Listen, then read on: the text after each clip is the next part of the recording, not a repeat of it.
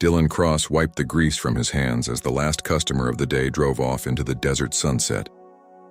His small garage sat on the outskirts of New Phoenix, where the Mojave met the sky and humanity had learned to share the earth with beings they once thought were myths.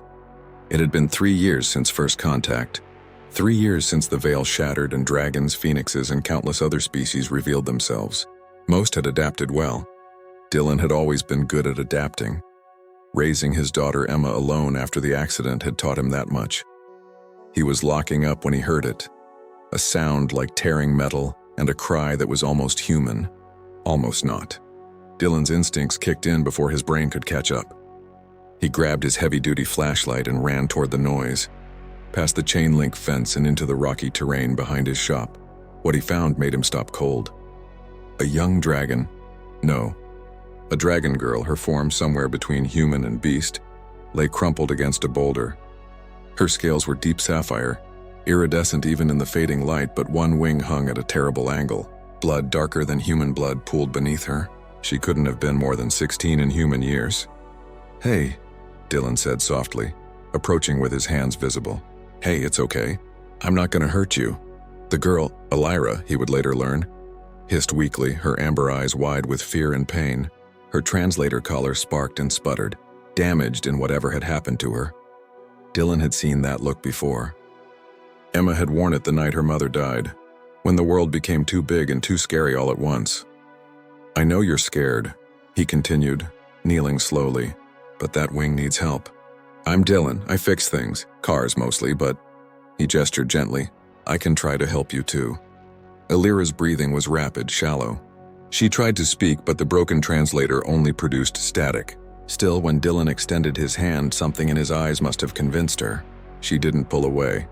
What Dylan didn't know, what he couldn't have known, was that 30,000 feet above, backlit by the emerging stars, an ancient shadow circled. Elira's mother, Viranthas the Eternal, watched with eyes that could count individual grains of sand from the stratosphere. She had been hunting the Sky Reavers who had attacked her daughter when she lost track of Elira in the chaos. Now she watched this human, this small creature of soft flesh, approach her wounded child. One word from Viranthas could summon lightning. One dive could level the entire settlement. She had ended civilizations for lesser transgressions than touching her offspring. But she did not strike. She watched. Dylan worked quickly, his mechanic's hands surprisingly gentle. He'd dealt with Emma's broken arm 2 years ago, and while dragon physiology was different, bones were bones, joints were joints. He tore his own shirt into strips, fashioned a splint from the aluminum struts of a nearby abandoned trailer, and carefully, so carefully, stabilized Elira's wing. "This is gonna hurt," he warned, meeting her eyes. "But it's gotta be done." She understood somehow, beyond language. When he set the bone, her screech echoed across the desert, and Dylan felt something in his chest tighten. But he didn't stop. He couldn't, not when someone needed help. He lifted her, actually lifted her, and she was lighter than he expected, but still heavy enough that his back protested. Dylan didn't care. He carried her the quarter-mile back to his garage, whispering reassurances the whole way, and laid her on the padded bench in his office. He brought water, brought blankets, even brought the emergency med kit he kept for Emma. Above, Viranthas descended lower, breaking through cloud cover.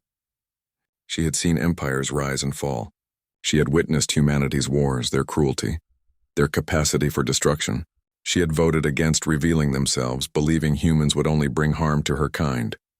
But this human, this Dylan Cross with calloused hands and a kind voice, asked for nothing, expected nothing. He simply saw someone hurt and helped.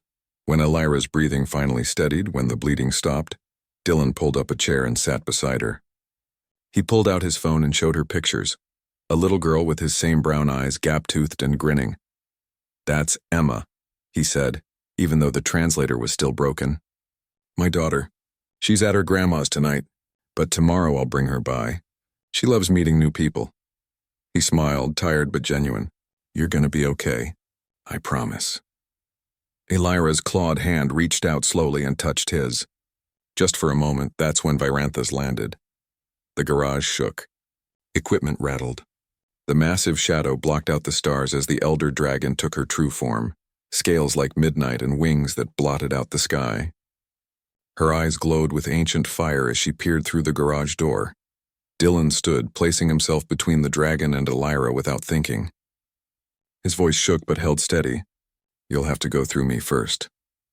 For a long moment, Virantha simply stared at this absurd human, who thought his fragile body could stop her. Then something remarkable happened, she laughed. It was a sound like distant thunder, warm and resonant. She shifted forms, becoming something more human, regal and terrible and beautiful all at once. Her voice, when she spoke, needed no translator. "Dylan Cross," she said, and his name from her lips felt like a judgment and a benediction. "You lifted my daughter. You asked nothing, expected nothing. You simply helped." "That's what you're supposed to do," Dylan replied, because it really was that simple to him. Virantha's tilted her head, studying this strange human who embodied everything she thought his species lacked. "Humanity, fuck yeah," she murmured, testing out the phrase she'd heard among younger dragons. "Perhaps there is hope for your kind after all." She knelt beside her daughter, relief flooding her ancient features. Then she looked back at Dylan. "You have given me back what I treasure most. Name your price, Dylan Cross." Dylan glanced at Elira, at this scared kid who just needed help. He thought of Emma, of all the times strangers had helped them when he was struggling. "No price," he said. "Just take care of her. That's all I want." And in that moment, Virantha's understood why some humans were worth saving, why all of them might be.